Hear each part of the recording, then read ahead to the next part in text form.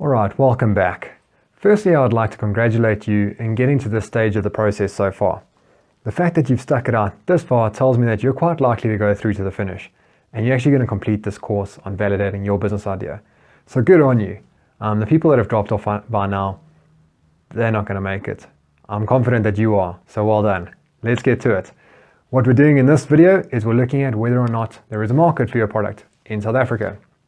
So most people would set out to find the answer to this question by doing endless market research. Put out surveys, do questionnaires, look at government statistics, and you then crunch those numbers and you end up in an analysis paralysis where you just got so much details and you want more info before you can actually make a decision. I'm not a fan of doing it that way. What I've got is I've got 3 tips for you to kind of fast track the process, which is not perfect, but it's going to get you to a situation where you've got enough information to let your gut tell you whether or not this is going to go ahead, whether or not there's a market for your product. So the first of the 3 tips is really simple. Ask people. Speak to your family and friends. Don't keep the idea to yourself. Speak to people. When you're out and you're with your friends, talk about it, get their feedback, and ask them whether they think that this business will fly and whether they would actually buy the product. Now, as a caveat, it's very important to note that it's different for somebody to say, I would buy that product. It's very different for them to say that and to actually say, I'll buy that product, here's my credit card. So as people tell you like positive reviews and say, I would buy your service, I'd pay for that, what you want to do is say, can I take your credit card? The thing you do is you offer them half price, even if you're making a loss. On your first couple sales, what you want to do is test out the process on your family and friends. Test out your delivery process, your execution, your product knowledge, does it work? And ultimately, the fact that you've charged them half lets you go back to them a week later, 2 weeks later, a month later, and pick their brain to say, what did you think about this? What was the delivery like? Did you check out online? Was that happy? What was the process on that? Can you give me any feedback? And the fact that you've offered them a half price purchase lets you get that information from them. And importantly, the fact that they actually bought it in the first place, even though it is half price, and even though that they're your friend, it tells you that people are willing to put their money where their mouth is and that you've got a market for this customer base, for this product. One thing to be careful of though is that when the people are telling you, I love this product and you're going to do great, just be careful that sometimes family and friends, they don't want to hurt your feelings. So they'll just tell you what you want to know. So the idea of actually saying, you must pay for it, and would you buy it, and can I take your credit card? That's very important. You must sell your products. And that also gives you confidence to say, geez, I sold 10 products. And now I'm off. I'm on the journey to my online business career success. So that's the first tip, not trick, it's a tip.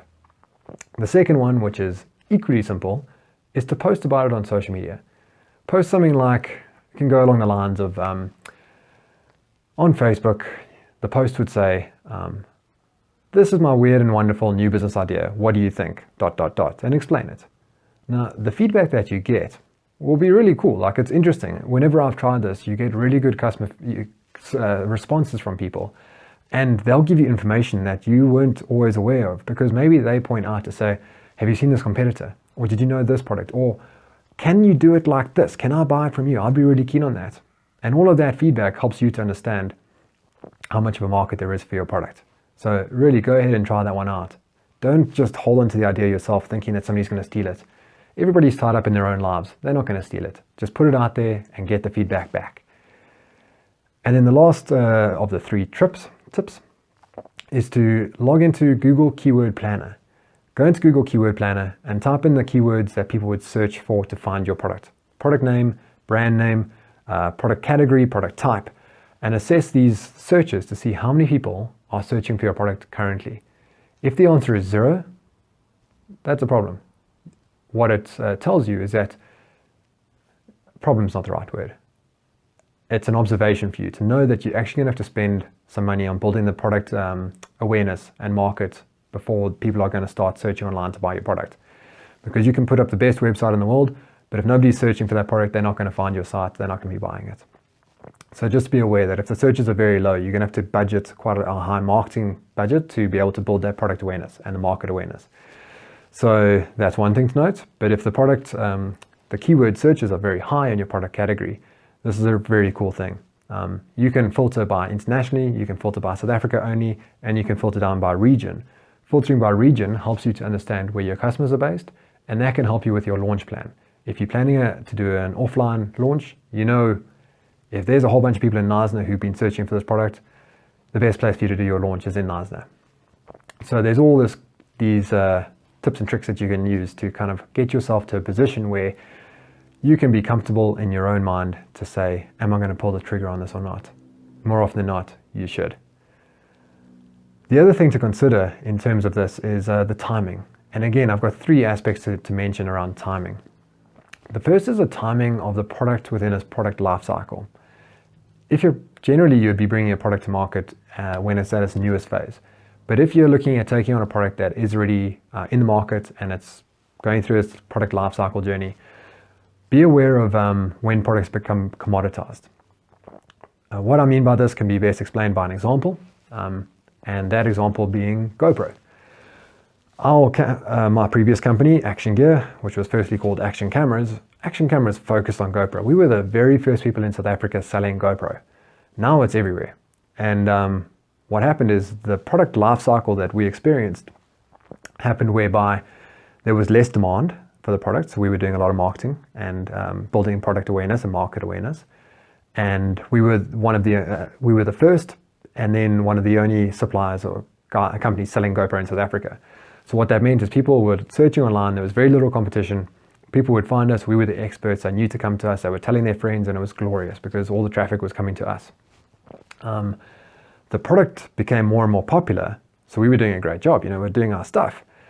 But then it got to a level where it went into all the retailers and it became commoditized. So now customers weren't looking to us to advise them on which camera they needed or which accessories they needed. They could just chat to their mates, while they're cycling their mountain bike on the weekend. They say, oh, what's that mount you got? Okay, cool. Which camera should I get? Okay, I'll get that Hero version, Hero 6, Hero 7, and I want the handlebar mount. So now they didn't need to engage with us. They will just look online and generally find the lowest price. And that product, as it becomes commoditized, it gets a little bit worse where customers just look for prices. And there's so many dealers selling the product that it's all about who's selling it for the cheapest.